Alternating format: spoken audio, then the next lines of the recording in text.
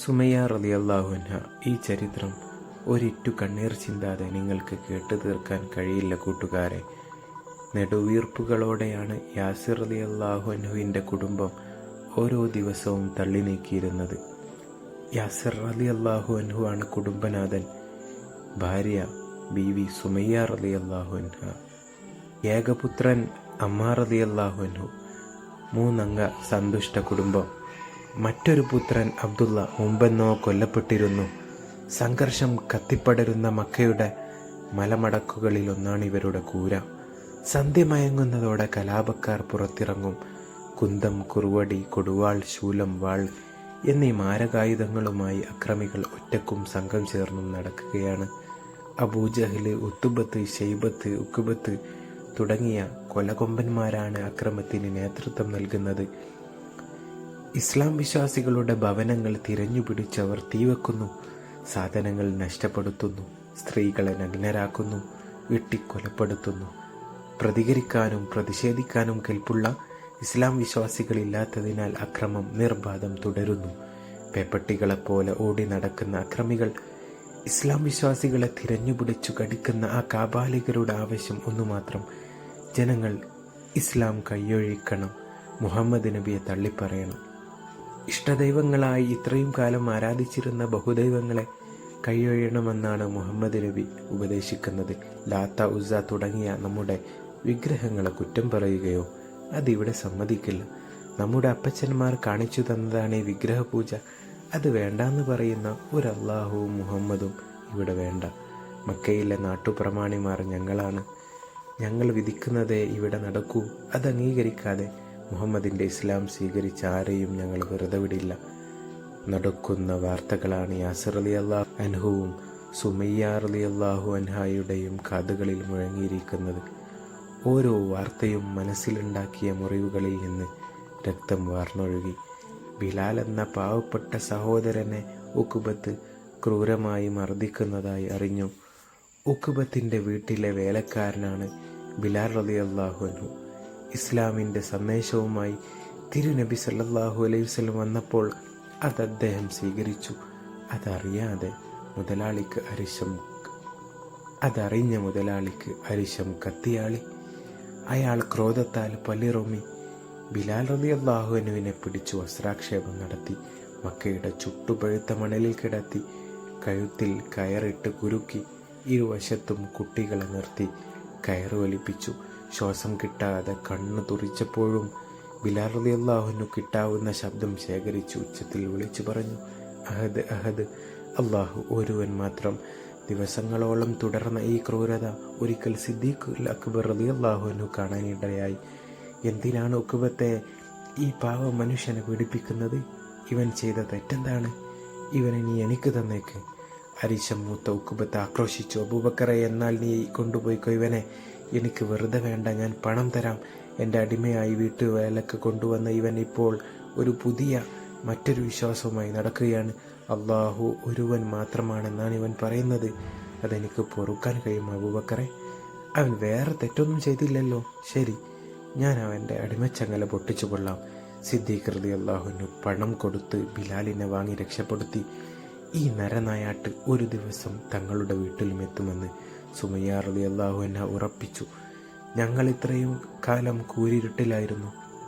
മുഹമ്മദ് നബി സല്ലല്ലാഹു അലൈഹി വസല്ലമയുടെ സന്ദേശങ്ങളാണ് ഞങ്ങൾക്ക് വെളിച്ചമേകിയത്. മുന്നോട്ടു നടക്കാൻ കഴിയാതെ വഴിയിൽ തങ്ങിയ ഞങ്ങളിപ്പോൾ സുഖമായി സഞ്ചരിക്കുന്നു. അള്ളാഹുവിലേക്ക്, അവൻ്റെ സ്വർഗത്തിലേക്ക്. ആ വഴി മുടക്കാനാണ് കാബാലികർ ഓടി നടക്കുന്നത്. പ്രത്യേകം തയ്യാറാക്കിയ നിസ്കാരമുറിയിൽ താനും കുടുംബവും നിസ്കരിക്കുകയും ഖുർആൻ ഓതുകയും ചെയ്യുമ്പോൾ വീടിനരികിലൂടെ നടക്കുന്ന അക്രമികളെ സുമയ്യ റളിയല്ലാഹു അൻഹ കാണാറുണ്ട്. പകയും ക്രൗരവും കൊണ്ട് അവരുടെ ചുണ്ടുകൾ കോടുന്നതും കടപ്പല്ല് ഞെരിയുന്നതും. ഒരു നാൾ അത് സംഭവിച്ചു. ആ കാബാലികർ അവരെയും ഭർത്താവിനെയും അമ്മാറിനെയും പിടിച്ചുകൊണ്ടുപോയി. കത്തിക്കരിയുന്ന ഉച്ചവെയിലിൽ അവരെ നിർത്തി വസ്ത്രാക്ഷേപം നടത്തി. ചുട്ടുപൊള്ളുന്ന മണലിൽ മലർത്തിക്കിടത്തി. കൈക്കാലുകൾ ബന്ധിച്ചു. മറിയാനും തിരിയാനും കഴിയാതെ പുളയുന്ന അവരുടെ തുടകളിൽ കത്തുന്ന തീപ്പന്തങ്ങൾ വെച്ചു. ചില ക്രൂരന്മാർ വലിയ കല്ലുകൾ നെഞ്ചിൽ കയറ്റിവെച്ചു. മർദ്ദനങ്ങളെ സധൈര്യം നേരിട്ട് അവർ അപ്പോഴും ശബ്ദിച്ചുകൊണ്ടിരുന്നു, അല്ലാഹു അഹദ്, അല്ലാഹു ഒരുവൻ മാത്രം. ആ ശബ്ദം കേൾക്കുമ്പോൾ അക്രമികൾ കലിതുള്ളി അക്രമങ്ങൾക്ക് ശക്തി കൂട്ടി. ഇസ്ലാമിൽ നിന്ന് മാറി നിൽക്കുക, അല്ലെങ്കിൽ ഇതനുഭവിച്ച് ആയുസ് തീർക്കുക. ഒരു കൂട്ടം ഭ്രാന്തന്മാർ അമ്മാറിനെ പിടിച്ചു വലിച്ചു വലിയ തീക്കുണ്ടാരത്തിലേക്കിട്ടു. തത്സമയം ആ വഴി വന്ന നബി സല്ലല്ലാഹു അലൈഹി വസല്ലമയും ഉസ്മാൻ റളിയല്ലാഹു അൻഹുവും ഇത് കാണാനിടയായി. നടുക്കത്തോടെ അവർ അമ്മാറിൻ്റെ അടുത്തേക്ക് വന്നു. കൈപ്പൊക്കി താങ്ങി എഴുന്നേൽപ്പിച്ചു. കാരുണ്യത്തിൻ്റെ കരങ്ങൾ കൊണ്ട് അമ്മാറിൻ്റെ മുഖത്ത് തടവി. അപ്പോൾ അദ്ദേഹത്തിൻ്റെ മനസ്സിലെ മുറിപ്പാടുകളിൽ തേനുറവ പതഞ്ഞു. യാ നാറു കൂനി ബർദൻ വസലാമൻ അല അമ്മാർ. ഇബ്രാഹിം നബിക്ക് സുരക്ഷയായതുപോലെ അഗ്നി നീ അമ്മാറിനും സുരക്ഷയും തണുപ്പുമായി മാറുക. നബി തിരുമേനി സല്ലല്ലാഹു അലൈഹി വസല്ലമ അമ്മാറിനെ മന്ത്രിച്ചു കൊണ്ടിരുന്നു. നബി സല്ലല്ലാഹു അലൈഹി വസല്ലമയുടെ സ്വാന്തന വചനങ്ങളിൽ സമാധാനിച്ചുകൊണ്ട് അമ്മാർ കരുത്ത് വീണ്ടെടുക്കുമ്പോൾ മറുഭാഗത്ത് നിന്ന് ഒരു ചോദ്യമുയർന്നു, ദൈന്യതയാർന്ന ഒരു ചോദ്യം. ആയുഷ്കാലം മുഴുവൻ ഈ യാതനയിൽ കഴിയേണ്ടി വരുമോ റസൂലേ? മർദ്ദനമേറ്റ് വേദന കൊണ്ട് പുളയുന്ന യാസറിൻ്റെതായിരുന്നു ചോദ്യം. ഇടറുന്ന ശബ്ദത്തിൽ അദ്ദേഹം കരയുന്നുണ്ടായിരുന്നു. നബി സല്ലല്ലാഹു അലൈഹി വസല്ലം അവരെ സമാധാനിപ്പിക്കാൻ പാടുപെട്ടു. സന്തോഷിക്കുക കുടുംബമേ, നിങ്ങൾക്ക് പരലോകത്ത് സ്വർഗമുണ്ട്. നബി സല്ലല്ലാഹു അലൈഹി വസല്ലം പറഞ്ഞു. ഇതൊക്കെ നടക്കുമ്പോഴും ബീവി സുമയ്യ റളിയല്ലാഹു അൻഹ ഒരു കൂസലുമില്ലാതെ ഉരുവിട്ടുകൊണ്ടിരുന്നു. അല്ലാഹു അഹദ്, അല്ലാഹു ഒരുവൻ, നമുക്കിനി സ്വർഗത്തിൽ കാണാമെന്ന ഭാവത്തിൽ പ്രതിജ്ഞയേറ്റുകൊണ്ടിരുന്ന ആ ശരീരം തിരിഞ്ഞു കിടക്കുമ്പോൾ പെട്ടെന്ന് പിന്നിൽ നിന്ന് ഒരു കനത്ത കൈത്തലം ശരീരത്തിൽ അമർന്നതറിഞ്ഞ് സുമയ്യ റളിയല്ലാഹു അൻഹ വെട്ടിത്തിരിഞ്ഞു. ക്രുദ്ധനായ അബൂജഹൽ പല്ലിറുമ്മി നിൽക്കുന്നുണ്ടായിരുന്നു. സുമയ്യ റളിയല്ലാഹു അൻഹ നടുങ്ങി. അബൂജഹലിനെ യാചനയോടെ ഒന്ന് നോക്കി. കാത്തു നിൽക്കാൻ സമയമില്ലാതെ ആ ക്രൂരൻ കയ്യിൽ കരുതി വന്ന ശൂലം കൊണ്ട് സുമയ്യ ബീവി റളിയല്ലാഹു അൻഹയെ ആഞ്ഞു കുത്തി. ആരോഗ്യം നശിച്ച വൃദ്ധയായ സുമയ്യ റളിയല്ലാഹു അൻഹ കുത്തേറ്റ് പിടഞ്ഞു. കരയിൽ പിടിച്ചിട്ട മത്സ്യം പോലെ വേദന കൊണ്ട് അവർ പുളയുമ്പോൾ ആ ദുഷ്ടന്റെ ശൂലം പലതവണ അവരുടെ ദഗദോരത്തിൽ ആഴ്ന്നിറങ്ങി. അല്ലാ അല്ലാ എന്ന ശബ്ദം ഉരുവിട്ട് സുമയ്യ ബീവി റളിയല്ലാഹു അൻഹ യാത്ര പറഞ്ഞു.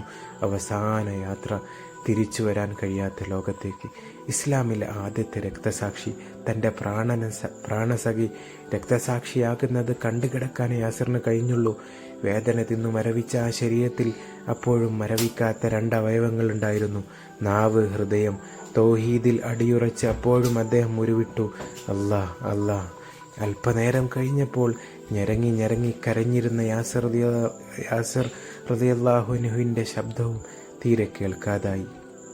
അന്തരീക്ഷത്തിൽ എവിടെയോ തങ്ങി നിൽക്കുന്ന ആ ശബ്ദ തരംഗങ്ങളുടെ ഉടമയായ ആത്മാവ് സ്വർഗീയാരാമത്തിൽ പച്ചപ്പക്ഷികളായി വട്ടമിട്ട് പറക്കുന്നുണ്ടാകും. ഒപ്പം ബീവി സുമയ്യ റളിയല്ലാഹു അൻഹയും.